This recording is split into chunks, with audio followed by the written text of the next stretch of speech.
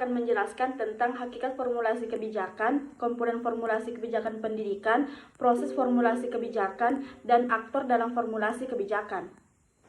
Hakikat formulasi kebijakan adalah proses pengembangan dan penyusunan rencana tindakan yang akan diambil oleh pemerintah atau lembaga lainnya untuk mengatasi suatu masalah atau mencapai tujuan tertentu dalam bidang tertentu.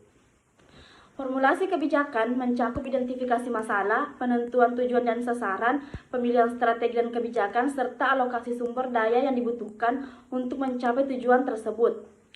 Komponen formulasi kebijakan pendidikan meliputi analisis kebutuhan, menentukan kebutuhan dan masalah pendidikan yang harus diatasi. Penetapan tujuan, menetapkan tujuan jangka pendek dan jangka panjang yang harus dicapai dalam sistem pendidikan. Penyusunan strategi, menentukan strategi dan tindakan konkret yang harus dilakukan untuk mencapai tujuan tersebut. Penentuan kebijakan, menentukan kebijakan-kebijakan yang akan diterapkan untuk mengimplementasikan strategi dan mencapai tujuan. Implementasi, melakukan tindakan nyata untuk mengimplementasikan kebijakan dan strategi yang telah ditetapkan.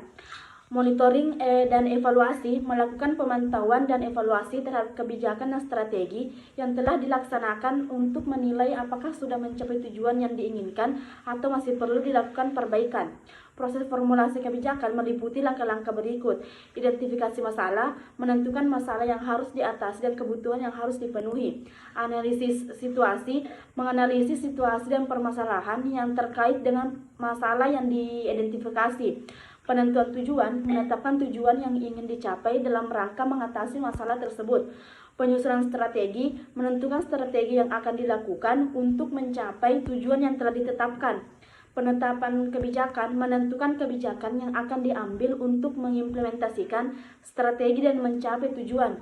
Implementasi, melaksanakan kebijakan dan strategi yang telah ditetapkan.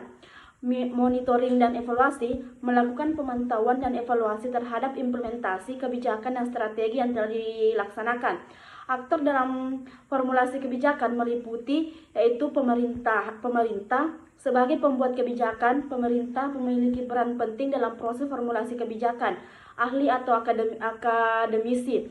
Ahli dan akademisi dapat memberikan masukan dan saran dalam proses formulasi kebijakan.